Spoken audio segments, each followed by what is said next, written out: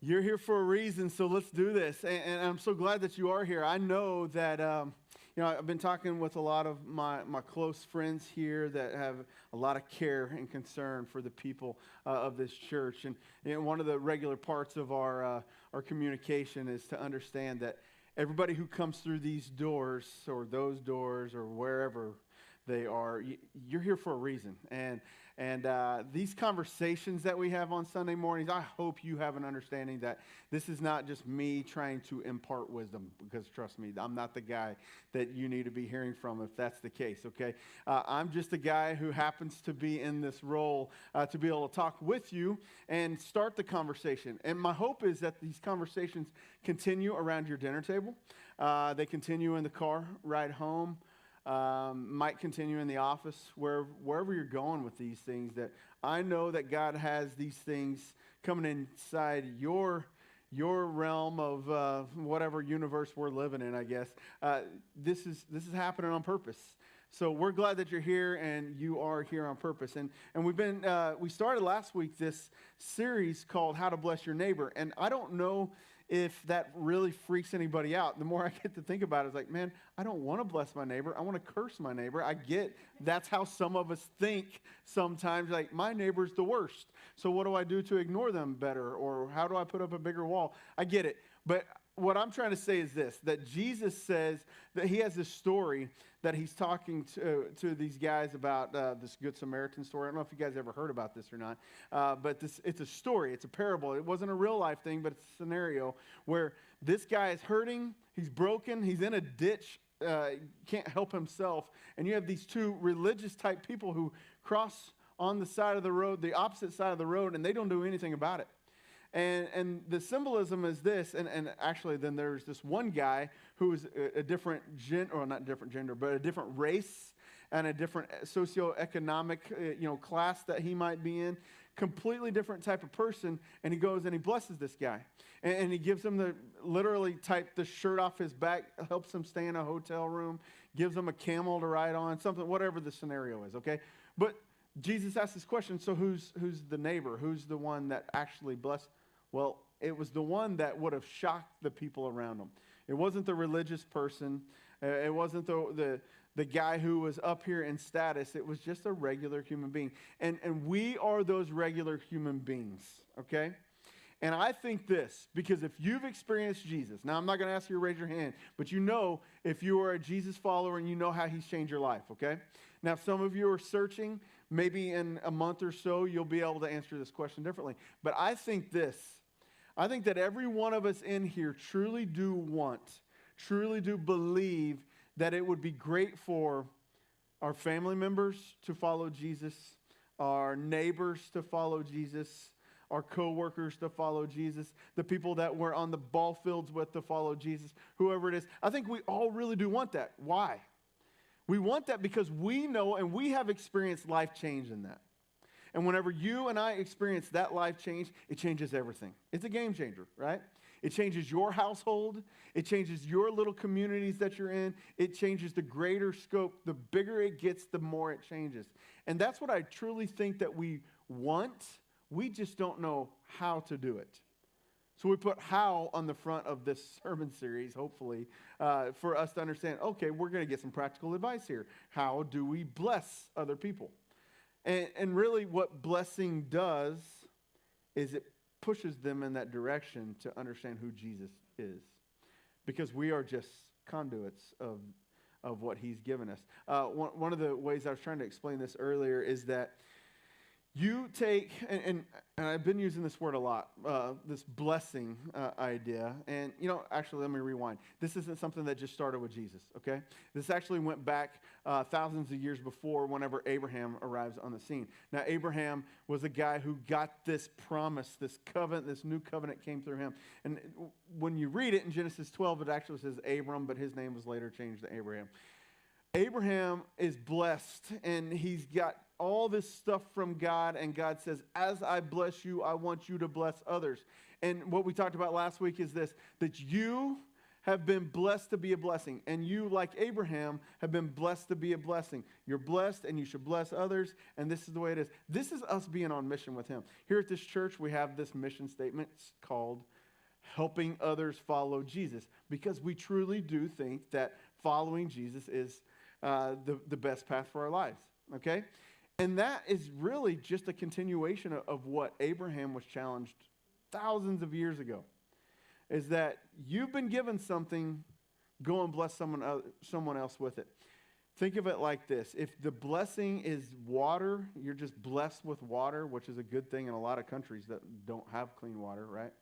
You are not a bucket just storing up the water. You are a river. As the water comes in, it continues to flow out. And if you can think about it with those lenses a little bit, or that kind of vision a little bit, hopefully it will change who you are and how you practice this stuff. So when God blesses you with financial gifts, is it something that we just bucket, or is it something that flows out of us and continues to bless the people around us? Whenever you're blessed with knowledge, are you just going to hoard that knowledge and keep it right here? Or are you going to learn to teach and use that and bless other people with that knowledge? I mean, we're supposed to be this conduit, or this current, this river of blessings flowing out of us. So helping others follow Jesus, that's our mission. And we said, if you're going to do that, what it looks like is this blessing strategy that started back with Abraham thousands of years ago. And we gave you this acrostic last week, right? B-L-E-S-S. It's that word blessed. If you can't spell, that's what it is. Easy, simple stuff. And what we said that we're going to do is walk through this bless strategy. How do you and I bless our neighbor? Whoever that is, whoever that neighbor may be, even if they're on the side of the road, broken and hurting, or if it's someone that's just living next door to you, how do you bless them? Well, this is what we're going to start today. Today we'll go through the first two letters of that acrostic, and then the next subsequent weeks we're going to go ESS. So let's start with B, all right? We're going to start with how you should start whenever you're thinking about blessing other people, and that begins with prayer, okay? If it doesn't begin with prayer, we're not doing it right. And that's not just saying that because I'm a preacher, I'm supposed to say that. You know, you guys come in here, you have a pretty good idea that, oh, we're going to a church today, we're probably going to pray. And you should have a good idea that if I'm telling you to pray or asking you to pray, it shouldn't be some kind of shocker, right? Praying should be a part of who we are. And I guarantee it is, because you're praying in your lives and you're kind of doing, a lot of time we kind of popcorn pray this thing. Oh, I thought of that, I'm going to pray for that. Or I read that on Facebook, I'm going to pray for that. Or someone gave me this bracelet, I'm going to pray for that. We need to begin with prayer in everything that we do. In every practice that we have. Anything that you do, any part of your life has to start and begin with prayer. If you're not really sure who God is calling you to bless, then beginning with prayer is going to unveil that for you. He's going to show you that. Here's one of the things that we believe. We believe that prayer is both how you discover your mission as well as how you go about your mission. You discover the people and the places that you're supposed to bless by praying. But praying is also how you figure out how to go back into those people and places and figure out your strategy. It's a cycle. It's not just how you discover your mission, but it's how you go about your mission. So you got to begin with prayer. This is what Jesus did. He was the ultimate example about that. He blessed the people and the places that he came in contact with. And if you read through the first 4 books of the New Testament, we call those the Gospels, the good news of Jesus. You're going to see these stories, and it contains the story of Jesus' life on earth, this consistent pattern of how Jesus blessed others and blessed the people around him by beginning in prayer. Not in the middle of it, but he began with prayer. He prays at his baptism. If you look at the history of his life and how it's all written down, he prays at his baptism. The heavens are opened up. He's filled with the Holy Spirit, and he's blessed by the Father. He prays. He has a regular practice. One of the things that you see as you read through the life of Jesus, he has a regular practice of withdrawing from other people, from the crowds. He goes by himself, and he prays. He doesn't say, hey, let me make a show out of this and stand up and pray so you guys can see how I pray. He sets that example. He prays before performing miracles. He prays. He has a conversation with God about it and asks God to bless this miracle. He prays for his friends to remain strong in their faith. He prays these big blessings like the feeding of the 5,000. You see him praying before feeding them. And I'm pretty sure that's where like Thanksgiving dinners or Sunday dinners where the preacher blesses the meal, that's where that starts. It had to be like that. And I curse that all the time, just so you know. You all can do that too. Nobody else? Nobody else wants to pray before a meal? Ryan's the pastor. He can do it. All right, you'll get on board with what I'm saying, pretty sure. But Jesus prays. He prays for all these things. He prays for the faith of his followers. Before Jesus died on the cross, okay, the night before, which is arguably the greatest blessing we'll ever have, right? Jesus spent the night praying, the whole entire night praying before he goes to the cross. He knew what he was doing because he connected with the Father. And he said, hey, God, I need to connect with you in your will and your mission for this. He prays. He always began with prayer. There's a famous missionary. His name is Hudson Taylor. And he's a famous missionary to China. And he says this. He says, do not have your concert first and then tune your instrument afterwards. Begin the day with the word of God in prayer and get first of all into harmony with him. Man, it's a great thought, right? Anybody ever see these Broadway type shows or musicals or anything like that? Anybody? And you go there and there's this orchestral pit. You can't really see them, but you can hear them. And whenever the show starts, let's say the show starts at 7 o'clock and you watch them Beauty and the Beast or something, I don't know, and Belle and Gaston are singing their songs in argument to each other.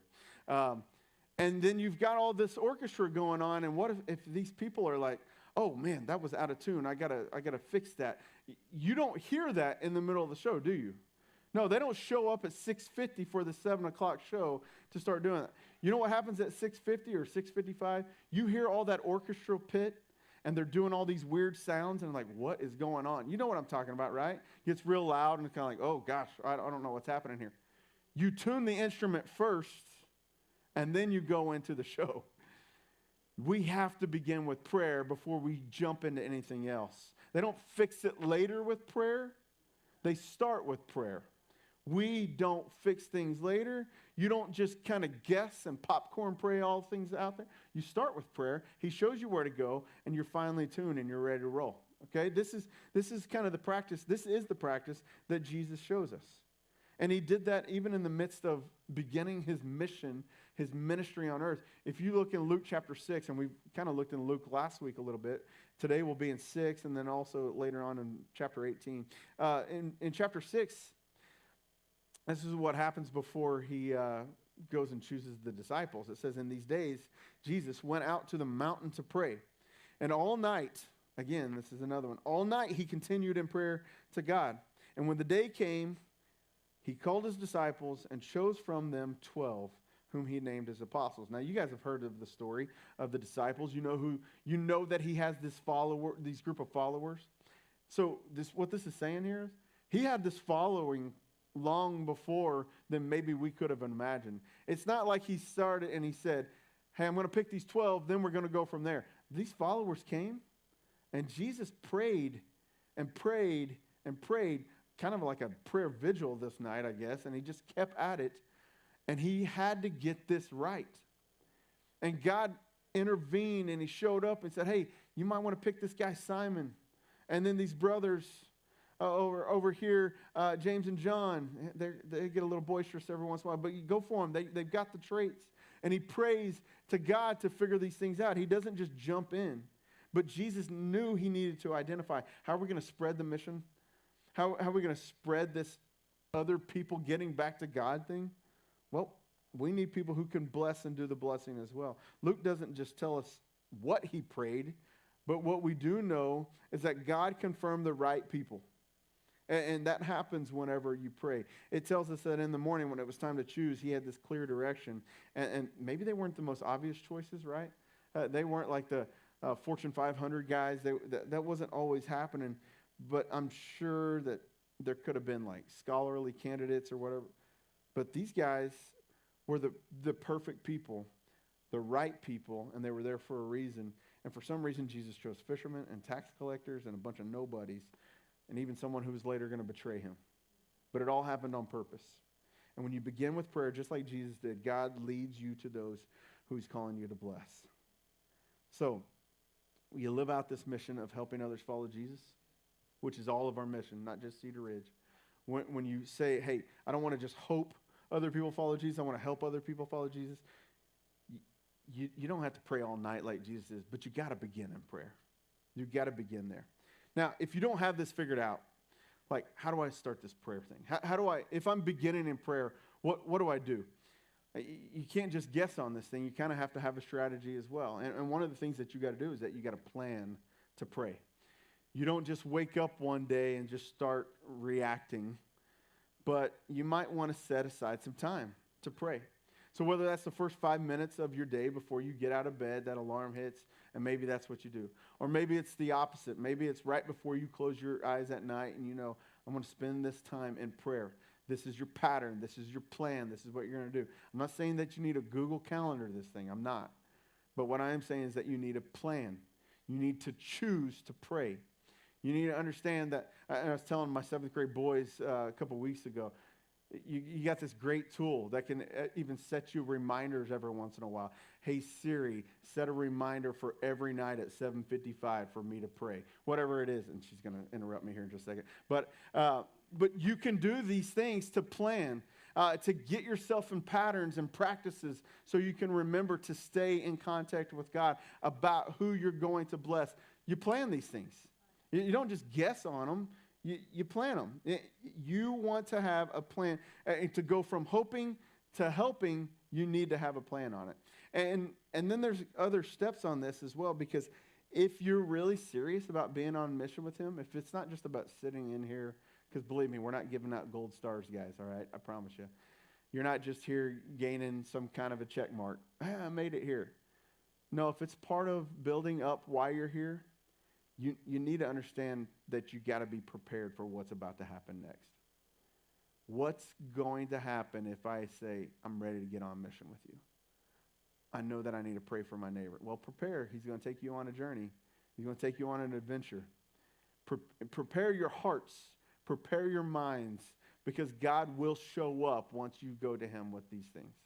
He's going to show up, and he's going to knock you off your rocker a little bit. And there's no telling who he's going to show up to, because you might be at that intersection, those people with the cardboard that you may have been ignoring for all those times. If you're praying this, he might say, hey, you might want to do something about this time, because that's the path that's in your way right now. So I'm just preparing. You need to prepare yourself and your heart to be on this adventure. And it is an adventure, because there's going to be some great things. It's going to be like that roller coaster. You're riding it high, and then it's going down low, and there's going to be some tough parts of it. But you got to ask God to prepare your heart and on that as well. Another thing that you need to ask God is just to simply show you the people and the places in your path. This seems simple, because the simple practice is, okay, Ryan told me earlier to go say hi to someone. That's me guiding the cattle here or whatever. Oh, man, that wasn't meant to be offensive. It's just an analogy, guys. Relax. Okay, I might need to start over. All right. Not everybody's going to show you everything to do every time. We have to ask God to do that. And man, I gotta please forgive me for calling them cattle. Okay. Well, I'm going to be like hurting later. No, we need to get engaged with God and be intentional with God, because if we don't ask him for the people and the places, we're just going to randomly be going about our lives, and we're not going to know what to do. And you have to pray, God, where do you want me to go next? Who are the people that you want me to see? Where are the places that you want me to go? And here's the reality. You already see them, and you already go to those places. Every day of your life, you have patterns and routines. Now, whether that is sitting in a home office, Zooming in meetings, you know you're going to see these people. If you're praying for God to reveal those people to you, then that's an easy answer. But if you know that your pattern is, hey, I'm the one that's picking up 3 coffees from Quick Trip today to go into work, then you know it's not just what happens at work, but it's the people that you might see in that Quick Trip. The cashier that you might see there. How are you thinking about the people and the places that you're interacting with day in, day out? What are you going to do about that? If you ask God to show up in that, he's going to show you. And you got to start making a mental map. Where am I going tomorrow? Oh, I know I got a Tuesday night practice, and I'm going to see this mom, this mom, this mom, or dad, or whoever, or coach. And maybe I want to start preparing my heart to be in those places. And God doesn't put you there on accident. You just need to be aware of how you can bless those other people. There was an archbishop named Fulton Sheen, and he says this, and he's just talking about this language, this everyday language with God. He says it begins by talking to God, but it ends by listening to him. In the face of absolute truth, silence is the soul's language. And a part of this conversation with God is that we get in the middle of it, and we think we have that plan, but the reality is that God is showing us whenever we start to do that. So we got to have our eyes open, and we got to have our ears open and hear where he's pointing and directing us. So if we can get on that track, then we're going to be a lot better off. And what does that begin with? It begins with prayer, and it begins with us saying no to ourselves. And I always use this illustration. We got to die to self, listen to him and where he's going to take us. And that kind of flows into this L, okay? So begin with prayer. If you're dying to self, you also need to learn to die to self and start to listen to others. Listen. Listen to others. This is the hardest thing. Because if you are a follower of Jesus and you truly do believe you have the greatest news in all the world, you know how hard this is?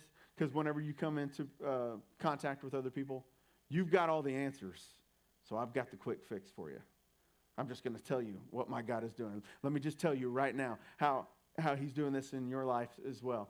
And we just want to talk and talk and talk. And we've got all these great answers, and we got all these solutions, and we're really not doing the die to self thing and listening. If some of you were in here when we talked about Job a few months ago, I mean, we were talking about what his friends did, and their biggest issue was that they didn't listen and just sit and listen to Job. They all had these suggestions about what he should do or what he was doing wrong. No, God wants us to listen. He wants us to listen to the people in our lives. To me, this is a game changer because Dallas Willard, it says this: the first act of love is always the giving of attention. And you know that, and you feel that. Whenever someone gives you attention and you're heard, then you feel loved. And if you can do that, church, if we can do that as Christians, then we are doing exactly what Jesus asked his disciples to do, to show that we are his disciples by the way we love. And how do we love? We got to start with prayer, but we also have to listen to the people around us. We have to listen. I mean, this is a conversation. Listening to somebody else is not just talking. It begins with listening, and we've got to get out of our own way, because Christians can be their own worst enemy when offering up support and solutions and quick fix answers rather than just hearing. And not just hearing with your ears, but stopping and putting the phone down and hearing with your eyes and looking and engaging in conversation. And we talked about that again in our relational series as well. Sometimes people don't want our expertise. They just want to be heard. And these solutions might seem simplistic, but listening is even better. I don't know if you've ever been guilty of hearing something that, hearing the wrong thing. There's this thing called a mondegrin. Do you guys know what that is? No? Okay, good, because I was going to explain it anyway. A mondegrin it's kind of like a misheard song lyric. You guys ever heard of these? Misheard song lyric like, hold me closer, Tony Danza, whatever it is. Yeah, nobody really sings that, but they make fun of it that way. There's misheard song lyrics all the time. I remember that T-Mobile commercial a few years ago whenever it was like, pour some shook up ramen. Like, really, people thought that? I don't think so. Pour some sugar on me. I don't know if you guys remember that commercial. But there's some that we hear sometimes and we think we hear it. I was a few years ago, my kids were swimming with some friends and they listening to music, and I won't explain who heard this, but it's a great story. I love it, and I love my kids. I love my boys. Whoever's hearing this, understand that I love you guys. But this was awesome because it's a great example of what we do with our lives. That Temptations song, My Girl. Anybody heard My Girl? You wouldn't think that there'd be anything like that could be misheard in some of these sometimes. But yeah, even in a song like that. And God bless his heart whenever he hears this. He's like, we don't need to listen to that song. It's got bad words in it, Mom. Like, what? Temptations? That's got bad words in it or whatever? I don't know what they're doing. Like, that's not that bad, is it? And Julie's telling me this story, and I kind of laugh afterwards, and I don't mean to embarrass anybody, but this song comes on. It says, I got all the riches, baby. And he thought, it was like, wait, I got all that. Yeah, I don't need to say it. I don't need to say it. But we hear things in the wrong way sometimes. And this is just an illustration. Maybe because we're not listening. We hear things, and we convince ourselves that we're hearing things right, but we're not listening. And you and I have all done it in our relationships. You're hearing things rather than truly listening and slowing down our lives. And this is what people getting into other people's lives. This is how it's going to change the blessing of their lives. When you can slow things down, stop everything, all the noise, everything that's interrupting this blessing opportunity, and you just throw it aside and say, let me start fresh with you because you're my friend, or you're my family member, or you truly are someone that God has put in my life. I mean, this happens a lot. You have these misheard moments, and sometimes the noise can just get in the way. And the noise could have gotten in the way of Jesus doing these things, but we have a great example of how it didn't. If you go to Luke 18. There's a story where these disciples are traveling through, and this is what it says. He drew near this town, Jericho, and there's this blind man sitting by the roadside, and he's begging. And after hearing the crowd go by, he inquired what was going on, what this meant. And they told him, Jesus of Nazareth is passing by. And he cries out, Jesus, son of David, have mercy on me. And there were some people there, and they rebuked him in front of him, and they told him to be silent, be quiet. But he cried out all the more, Son of David, have mercy on me. So what's going on here is this first century, you get these people who are blind or deaf or paralyzed or get a disease, and they're just kind of this outcast of the community, and people just kind of shush them all the time, and they pass by, which is similar to that Good Samaritan parable, right? And they just pass by, but this is what's happening. He's told to be quiet. But look what verse 40 says right here. It says, and Jesus stopped and commanded him to be brought to him. Jesus hears, and he's listening for his people. He hears the sounds of this beggar calling out in the midst of all this noise. And what a great example. That he's passing through, he's allowing himself time to hear and to listen to the people around him. This isn't even someone in a close conversation with him. This is just someone trying to get his attention. And he doesn't continue on his business like every one of us do. Think about this in our lives. He crouches down near the man, and he begins, and he asks this question. And verse 40 continues, Jesus came near, and he asked him, what do you want me to do for you? I love this. I love that part right there, because when he says this, he's setting an example that normally we're not doing. Because whenever we think, Jesus, blind man, Jesus knows what to do, right? What's the answer? He's just going to heal him. He's going to help him see again. But you know what Jesus says? He doesn't assume what the guy needs and wants. He asks him, what can I do for you? Man, I love this story. I've got an elder that we work with, and I consider him a dear friend, and he's kind of a mentor, and we talk on the phone often, and every time we're done talking on the phone, he almost resets the conversation. Hey, Ryan, what can I do for Ryan today? Man, that means the world to me. Not a lot of people are asking me that. I just want you to know. And if you're not being asked that means that Christians aren't doing their job. And if you're not asking questions like that, hey, what can I do for you? Jesus sets this example. He knew he could have healed him in a snap or in a thought. But Jesus kneels down. Says, what can I do for you? And then he answers that question. Lord, let me recover my sight. He doesn't just listen. He doesn't assume. He hears him. He hears this man, and he leans into this. And this is what we need to kind of reroute our lives to be. Jesus says to this man, recover your sight. Your faith has made you well. And he pays attention. He takes time to listen.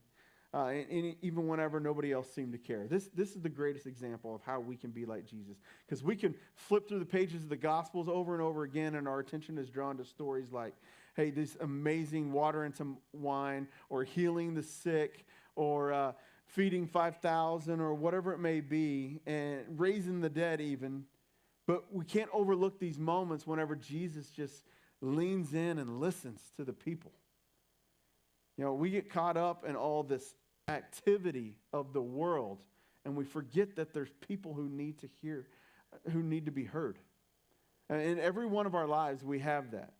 I mean, think about this. Ask yourself this question. When was the last time that I asked the single mom who lived near me how she's doing? When was the last time that I stopped to give my undivided attention to the person in the cubicle next to me? When was the last time that whenever I was running through Quick Trip and I've got this camaraderie here with this cashier, and I've said, and I've heard over and over again, my mom has cancer. When's the last time that I really leaned into that conversation? Because you're hearing these things, and we need to begin to listen to these things. And that's how we can bless our neighbor. And that's how they can experience the love of Jesus. Sometimes the only way to know how to bless the people around us is to live like Jesus, to slow down, to quiet all the activity and the noise, and living a life of blessing other people like Jesus blessed others sometimes it's going to be big and amazing, but sometimes it's just going to be the little moments. It doesn't always going to happen in these crowds of worship service where God's just going to show up in miraculous ways, and the charismatic people are going to want that to be the case, but I promise you it's going to be in the moments where it's the one-on-one, and it's you and someone else, and you're hearing what they have to say. What can I do for you? How can I help you? Author David Osberger said this: being heard is so close to being loved that for the average person, they are almost indistinguishable. That's what we need to feel, right? And that's what Christians need to do, to love by hearing other people. So to bless the world around us, it begins with prayer, absolutely. Got to die to self and begin with prayer. Die to self and listen to God first. Die to self and listen to others next. This is why we combine this, because these two are completely the first things that we have to do by putting ourselves out of the way. We are not the answer. We are the conduit. Okay? Don't hoard the blessings. Be the river. What can you do in that? That's how we live out the mission for Jesus. So here's what I want to do to close this out. Let's get real practical. I got a couple of guys here who have some cards with them. They know who they are, and these cards have simple little practices on it that we've already showed you on one side. You'll see this blessed practice. Nobody has to pay for these, so just grab however many you want, okay? Just grab them. They have these blessed practices. We've already talked about the first two. We're not going to hide all the other ones. I said you could buy the book if you want as well. But the begin with prayer and the listen, this is all great. But on the back side of this, whenever you guys get it, and these guys are going to be passing this out, on the back side of this, we want you to get real practical. I don't want you to start writing things. You can if you want, but I want you really to be praying about it first, okay? But on the back it says, who are the people and where are the places that you're calling me to bless? And this is one of these things. I just want you to have this time with God. And whether that is at home with your family, you're going through and having these conversations and praying this out, or whether that is right now or during our communion time here in a minute, and you're just engaging with God. But this is something that I think that takes it from here to here to here, and you're doing this right here with your hand, and you start to own this. And if you can own the fact that you have someone in your family that you need to be praying for, or that you need to be blessing. How can I bless a neighbor around me? Just this last week, I met two neighbors that are already on my prayer list. I wrote it down in my notes. I've got this neighbor, Donovan, and his wife, Alexa, praying for them. Don't know them yet. Praying for them. This neighbor, Danielle, and her husband, Austin. Didn't even get to meet him, met her little girl. And I'm praying because I want God to intertwine his blessings into their lives and through me in some way. And it may not happen through me, but it's going to start whenever I begin in prayer. Who's a coworker or a friend? I got all kinds of coworkers who need prayer. I'm just kidding. I mean, I do, but you do too, right? It is, church staff needs it as well. But who is it that you're working with that you want to bless? You don't know how to, but you write that name down and it begins to be someone you're praying for. And maybe there's someone on this other category, whether it's the Rotary Club or the ball team and I don't know what else you do in your third part of your life, but it's something else. But there are people that God is weaving through your life or you're weaving through their life, and he absolutely wants you to be a part of that. So how do you get involved in that? Well, this is a practice. So put it on your dashboard, put it in your purse or wallet or whatever you do, and let it be a reminder, okay? Let's just get real practical on these things. And if you're not really sure how to use this, then just begin with prayer and ask God for the opportunity to bless others, all right? We're going to pray right now, and we're not going to turn these in, but it is something that we absolutely want to be a resource for you. Let's pray. God, thank you so much for getting into the middle of our lives.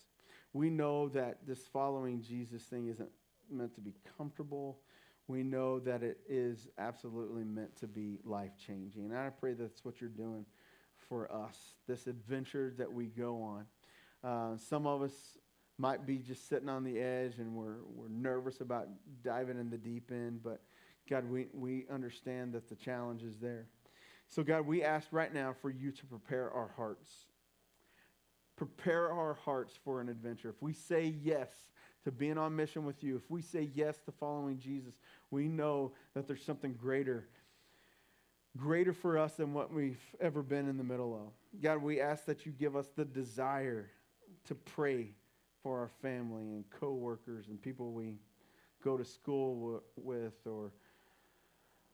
or the people that live next to us. God, we just give us the desire to think about others, to die to self. And God, I ask now that you just clarify for us those people and the places that you're calling us to bless. And as we do that, we know that we have to listen to you and to listen to others. And we thank you for the opportunity to do that. God, thank you for the hope that we have in Jesus. So where we're not alone on this journey. And we're able to be blessed by him first. It's in his name we pray. Amen.